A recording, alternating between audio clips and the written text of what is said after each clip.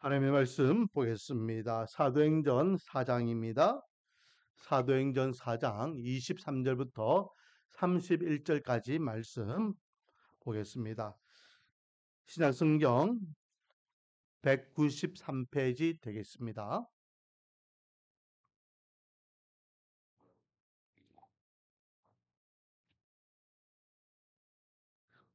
23절부터 31절까지 한 절씩 돌아가면서 교독하고 31절은 합독하도록 하겠습니다.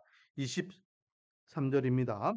사도들이 노임에 그 동료에게 가서 제사장들과 장로들의 말을 다 알리니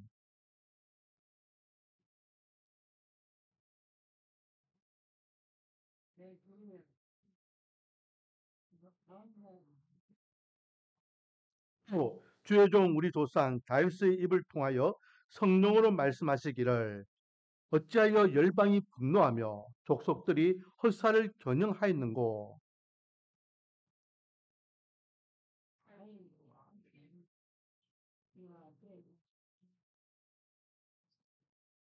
과연 헤롯과 본디오 빌라도는 이방인과 이스라엘 백성과 합세하여 하나님께서 기름 부으신 거룩한 종 예수를 거슬러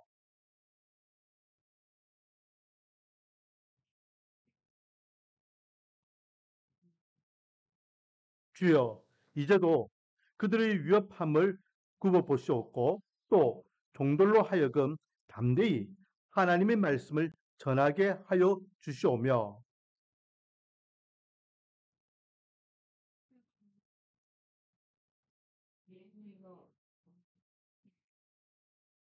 같이 읽겠습니다. 빌기를 다음에 모인 곳이 진동하더니 무리가 다 성령이 충만하여 담대히 하나님의 말씀을 전하니라. 아멘. 할렐루야. 오늘도 하나님께 나와 찬양과 궁배와 예배로서 하나님께 영광 돌리는 우리 사랑하는 성도님들 한 분 한 분 머리 위에 하나님의 한량없는 은혜와 축복이 가득하기를 주님의 이름으로 축원드립니다. 자, 문제를 내보겠습니다. 우리가 지금 교회 시리즈를 하고 있습니다. 교회.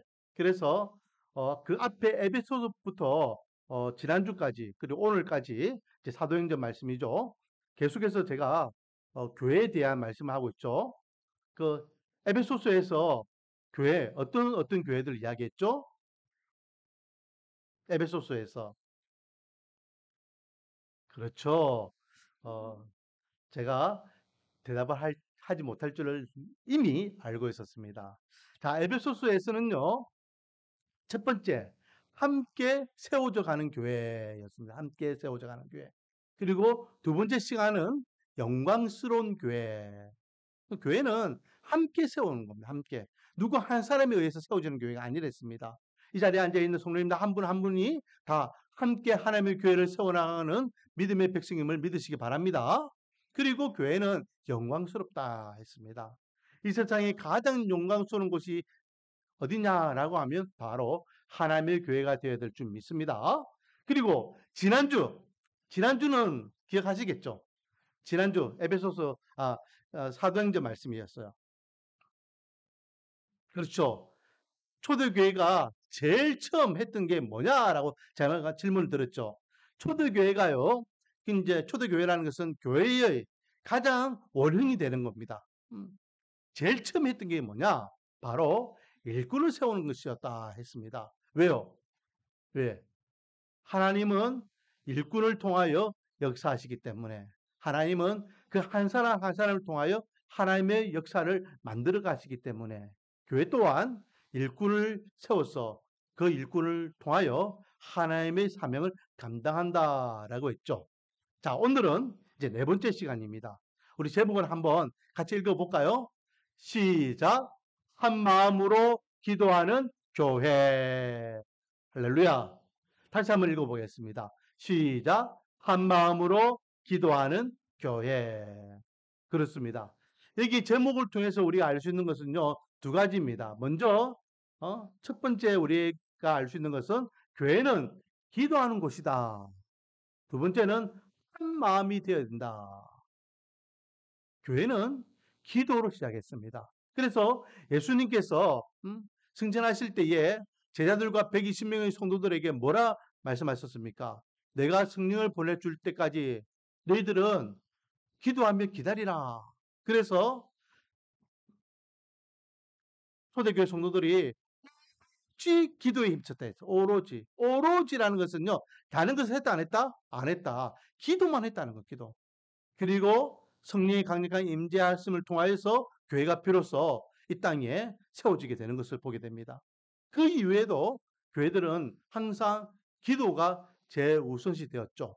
오늘은 기도에 대한 말씀을 나눌 건데 또 한 가지 한 마음이라는 것은요.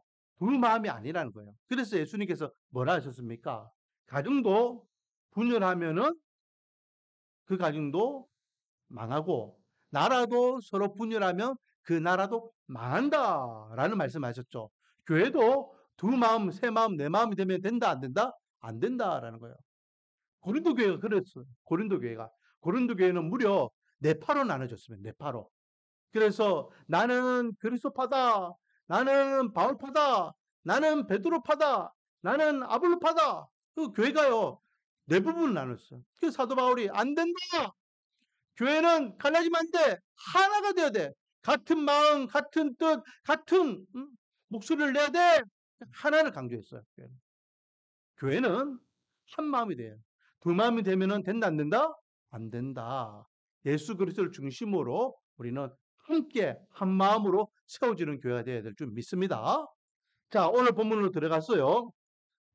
23절 말씀에 보니까 사도들이 노임에 그 동료에게 가서 제사장들과 장로들의 말을 다 이라고 되어 있습니다. 그러면 이 23절 말씀을 이해하기 위해서는 앞의 내용을 좀 봐야 돼요. 어디서부터 봐야 되냐면 3장 말씀부터 봐야 됩니다. 3장. 자, 여러분 그 나비 효과라는 이야기를 들어보셨습니까? 나비 효과? 나비 효과라는 것은요. 미국의 기상학자였던 에드워드 로렌츠라는 사람이 1960년대에 이야기한 그냥 어떤 개념이에요. 개념. 이거는 뭐냐면 자기가 기상학자로서 생각해 본 겁니다. 저 밑에 남미에서 나비가 날개질을 한다는 거야. 날개질. 저 밑에 남미에서 나비가 그 작은 나비가 날개질하면 뭐 얼마큼 그 바람이 일겠습니까? 그런데 그 날개질이 짓이 이제 점점 풍으로 하는 거예요. 그래서 미국에 오면은 미국은 뭐가 유명합니까? 토네이도가 유명하잖아요. 그래서 막 한 마을을 한 주로 막 휩쓸어 가잖아요. 그렇게 태풍이 된다는 거예요. 이것을 이제 이 로렌츠는 사람이 그냥 개념으로 저 밑에 처음에는 보잘것없는 나비의 날개짓이지만은 미국까지 오면은 그것이 한 나라를 완전히 휩쓸 만큼 엄청난 토네이도가 된다라는 개념을 한번 이야기한 적이 있어. 이거는 뭘 이야기하냐면 처음에는 보잘것없고 아무것도 아닌데 예, 나중에는 엄청난 결과가 일어난다. 우리나라 속담에도 비슷한 게 있어요. 바늘 도둑이 소도도 된다. 처음에는 바늘 도둑 아무것도 안 해요.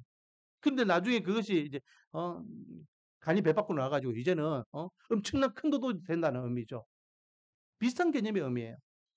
왜 제가 이 이야기를 하냐면 이 3장 내용이 이 4장으로 넘어가고 오늘 본문의 이야기를 하려고 하니까 이 나비 효과와 똑같아요. 생각지도 못했던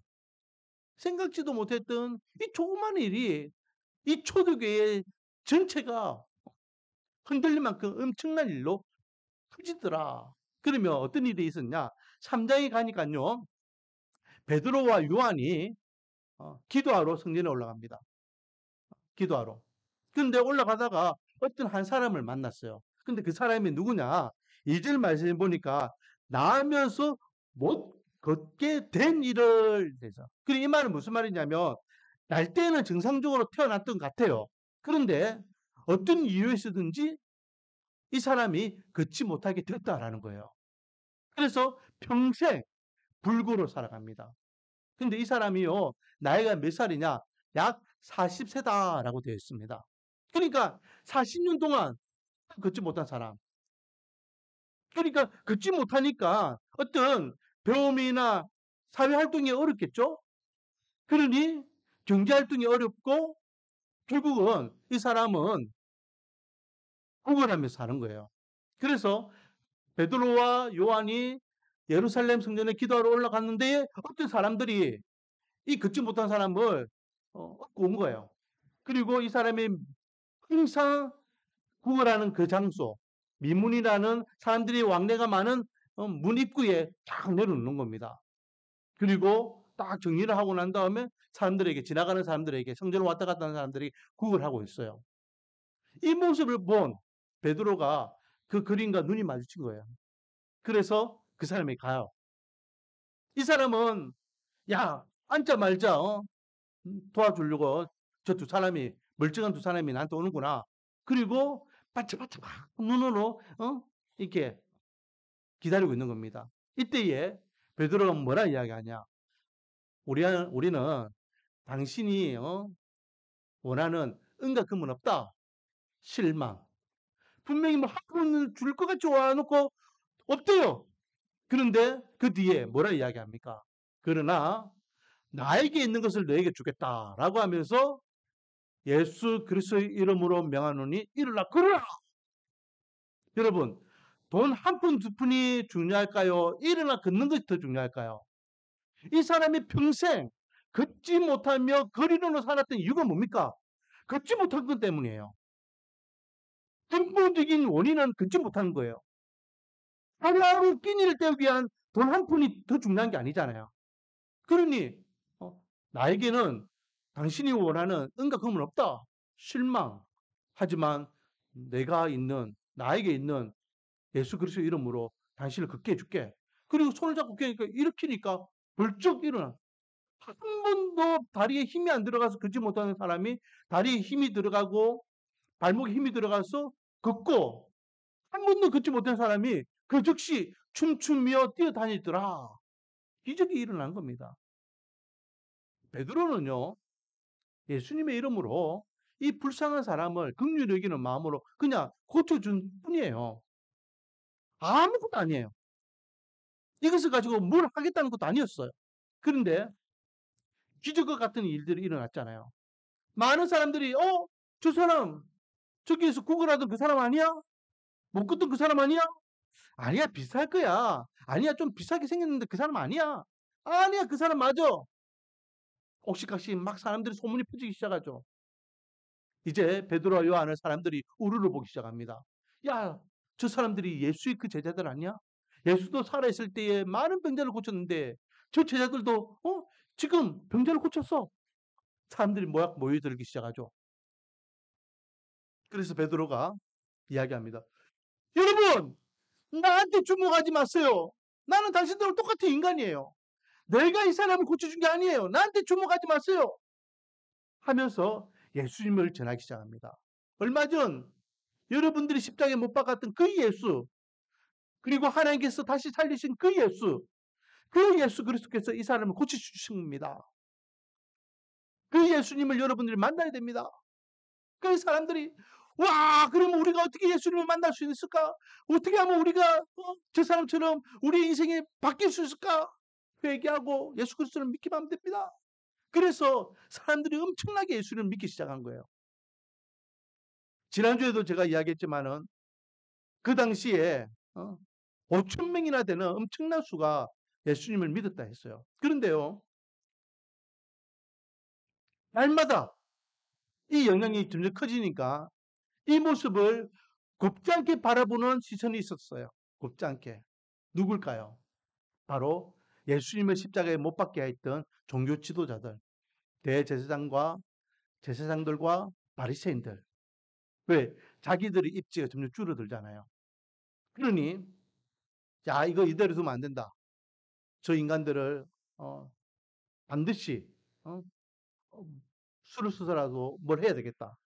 예수를 우리가 죽였는데 그 예수의 제자들이 그 예수와 못지않게 지금 사람들을 선동하고 있다. 안 돼. 그렇게 해서 공회를 열었지. 종교재판을 연 거예요. 그리고 그들에게 엄히 경고합니다. 야, 너희들 앞으로 예수의 이름으로 사람들 가르치지도 말고 또 지나지도 마. 너희들 그러면 큰일 난다. 이번에 한번 봐주지만은 다음에는 봐주지 않는다. 라고 엄히 경고하고 풀어줬어요.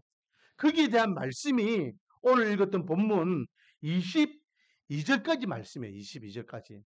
그러니까 3장부터 4장 22절까지 내용이 그런 내용이에요. 자, 그냥 한 사람을 고쳐주었을 뿐이에요.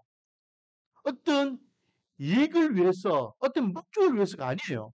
그런데 베드로와 요한은 목숨이 위태롭고 교회가 문을 닫을 지경이에요. 엄청난 핍박이 돌아. 위협적인 그런 어떤 도전이 들어왔다라는 거죠. 이 이야기를 이제 제사장들과 장로들의 말을 다 알렸다라는 것은 너희들 앞으로 예수를 전하면 안 돼. 예수의 이름으로 뭘 하면 안 돼. 그럼 너희들 가만두지 않겠어. 이 이야기를 했다는 거예요. 협박을 이야기했던 거예요. 협박을. 자, 오늘 본문을 통해서요. 하나님께서 우리에게 주시는 첫 번째 교훈은 무엇이냐?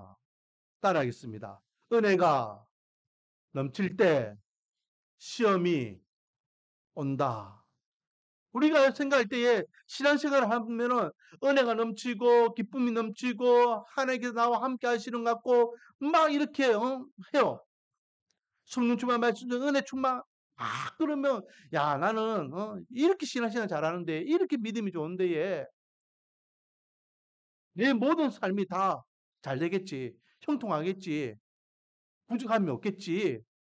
하나님께서 나를 이뻐하시겠지. 사랑하시겠지. 걱정 근심 없겠지. 문제가 일어나지 않겠지. 그렇게 생각합니다. 그래서 많은 분들이 처음 교회를 다니면서 신앙생활 할 때에 가장 큰 애로사항이 뭐냐면 예수 믿으면은 어떤 우환이나 어려움이 없겠지. 다 잘 될 거야. 복 받을 거야. 그런 생각으로 예수를 믿다가 열심히 교회에서 하라는 대로 예배도 드리고 말씀도 읽고 기도도 하고 뭐 이렇게 교회 생활 열심히 하는데 예수를 믿을 때는 예수 믿지 않을 때나 별반 다른 게 없어요. 사고도 일어나고 사건도 휘말리고 병도 들고 집에 우환도 생기고 뭐야? 예수 믿으면 잘 될 줄 알았는데 뭐 예수 믿을 때는 예수 안 믿을 때 똑같네. 우리가 죄인된 인간의 몸으로 죄인된 이 세상을 살아가는 동안은 인생의 고라는 것은 항상 우리 뒤에 따라옵니다. 목사도 아플 수도 있고 믿음이 좋은 장로님이 사기 당할 수도 있고 믿음이 좋은 권사님이 자녀들이 잘못될 수도 있고 열심히 신앙생활하는 청년들이 취업이 잘 안 될 수도 있고 세상 사람들이 걱정하고 고민하는 문제들이 동일하게 예수를 열심히 믿지만은 열심히 신앙생활하지만은 겪을 수도 있다라는 거예요. 어떻습니까? 우리 교회 성도님들은 어떻습니까?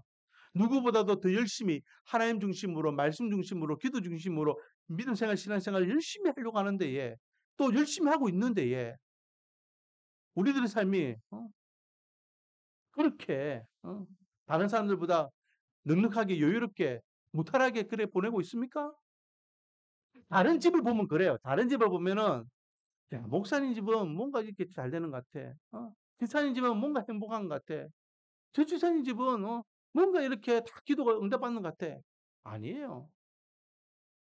막상 그 집을 열어보면은 목사 집도 마찬가지, 권사 집도 마찬가지, 장로 집도 마찬가지, 집사님 집도 마찬가지. 말 안 할 뿐이지 속 끓는 일들은 다 있다는 거예요. 지금 초대교회는요. 그 어느 때보다도 은혜가 넘쳐요. 분위기가 완전히 일어났습니다. 그러니 초대교회 종교 지도자들이 음, 초대교회를 시샘하고 핍박하는 거예요. 야, 너희 입 다물어. 너희들 가만히 있어. 너희들 안 그러면은 전부 다 어? 죽일 거야. 협박하고. 교회를 향하여서 강압적으로 행사를 하는 모습. 자, 하나님께서 지켜줘야 되지 않겠습니까? 하나님께서 교회를 지켜줘야죠. 열심히 하나님께서 말씀하신 대로 모여서 기도하고 전도하고 복음 전하는데 왜 이런 어려움이 있고 왜 핍박이 있고 왜 이런 위협이 있고 왜 이런 시기와 질투에 휘말려서 교회 존폐가 흔들립니까? 은혜가 넘쳐도 시험은 항상 있다라는 거예요. 이 시험에 우리가 넘어가면 안 되겠죠. 그래서 주시는 두 번째 교훈은 이 시험을 어떻게 이기느냐 따라하겠습니다. 기도로 시험을 이긴다. 자, 초대교회가 지금 시험에 당도했습니다.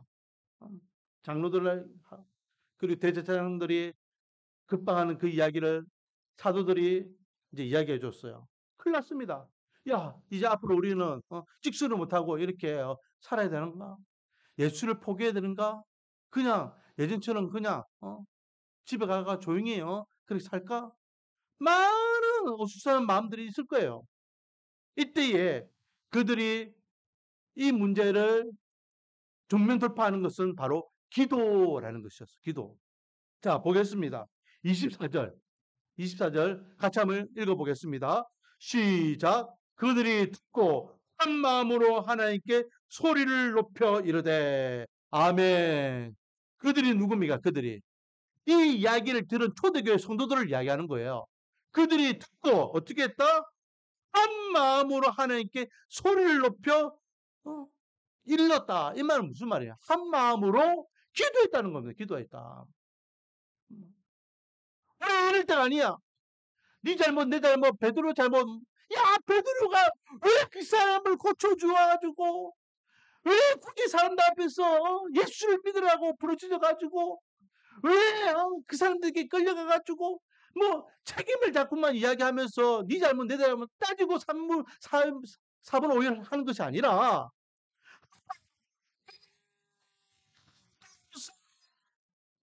지금 종교 지도자들이 우리를 이렇게 겁박합니다. 위협합니다.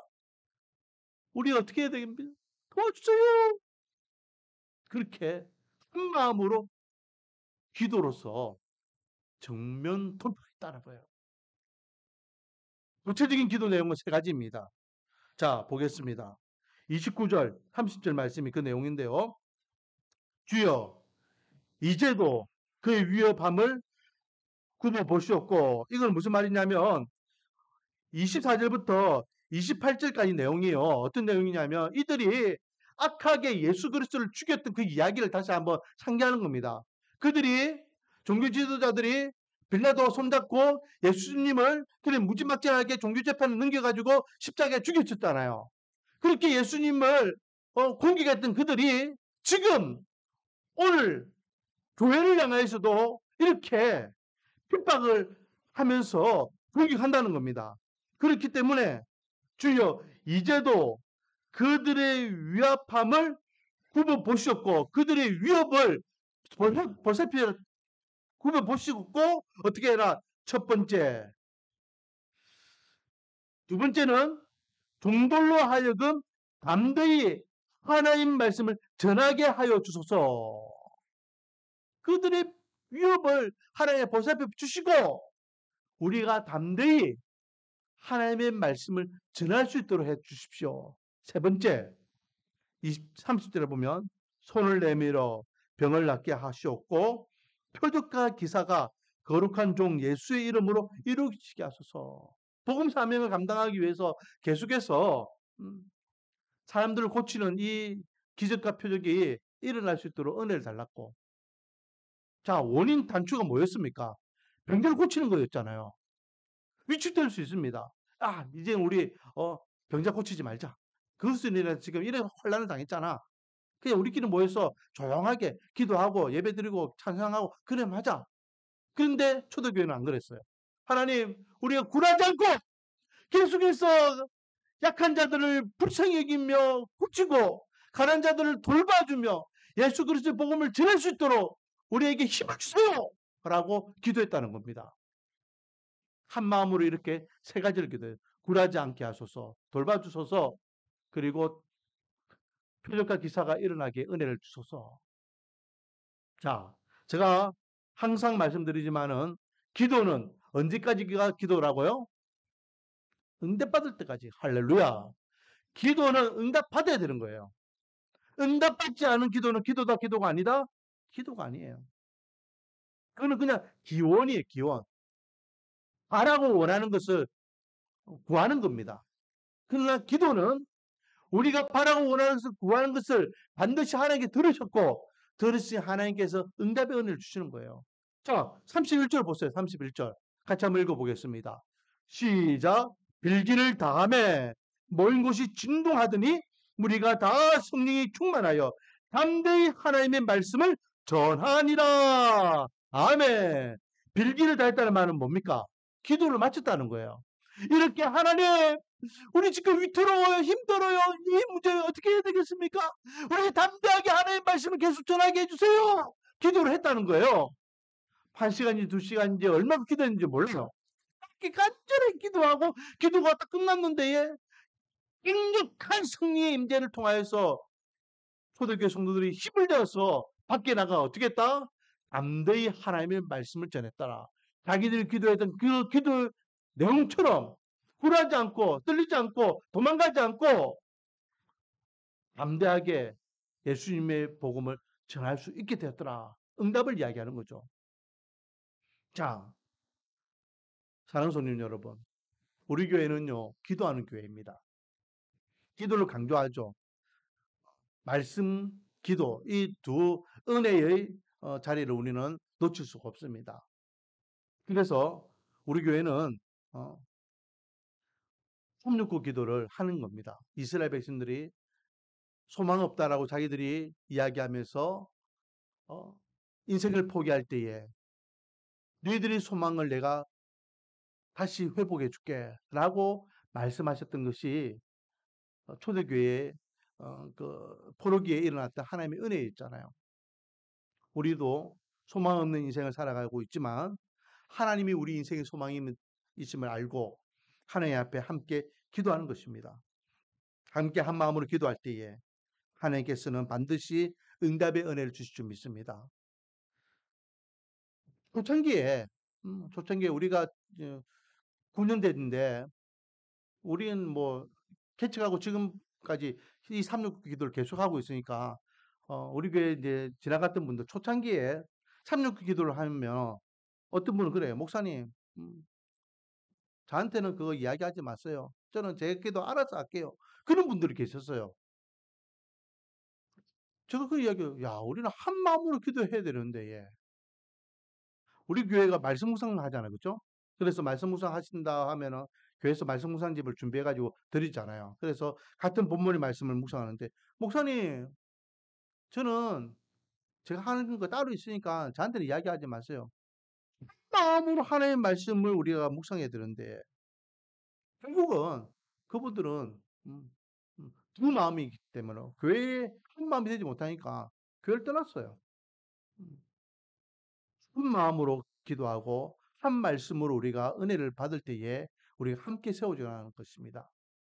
함께 기도하고 함께 은혜를 구하고 나갈 때에 반드시 하나님께서 한량없는 은혜를 허락해 주실 줄 믿습니다. 한 목소리를 내기를 원합니다. 한 목소리로. 하나님께서 우리 구한 소리를 다 듣고 계십니다. 이스라엘 백성들을 향하여서 내 기도를 들었다라고 말씀하셨어요. 내 귀에 들린 대로 행하리라 라고 말씀하셨습니다.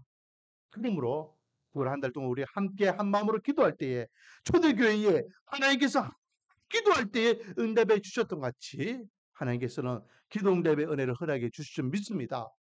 각 가정의 그 기도 제목들, 건강의 문제, 가정의 문제, 자녀의 문제, 진로의 문제, 물질의 문제, 관계의 문제, 신앙의 문제, 또 우리 교회가 갖고 있는 당면하고 있는 문제들, 하나님의 나라와 하나님의 의를 위하여 우리가 기도하는 모든 기도 제목들, 또 선교사님과 또 서산종교를 위하여 우리 교회를 돕고 있는 많은 교회들을 위하여 우리가 기도할 때에 또 나라와 민족을 위하여 기도하는 모든 기도 제목들이 반드시 응답의 은혜가 일어날 줄 믿습니다. 그래서 응답하신 하나님을 나의 주 나의 하나님이라 간증하고 찬양하고 감사할 수 있는 기도 응답의 주인공이 되기를 주님의 이름으로 축원드립니다.